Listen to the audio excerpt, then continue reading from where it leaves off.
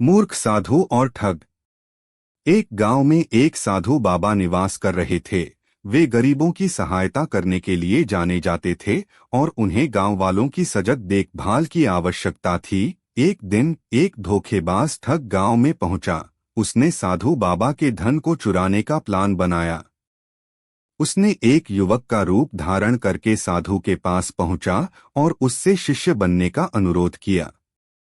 पहले में साधु बाबा ने इस प्रस्ताव को खारिज कर दिया, लेकिन धोखेबाज ठग की मन मर्जी नहीं मानी। उसने धीरे धीरे साधु के दिल में अपनी जगह बना ली और उसे शिष्य बना लिया।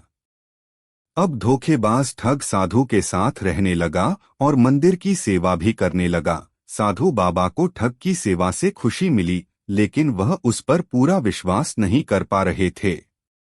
एक दिन साधु बाबा को एक दूसरे गांव से निमंत्रण मिला। वे शिष्य के साथ यात्रा करने के लिए तैयार हो गए और उन्होंने अपना सामान भी साथ में लिया।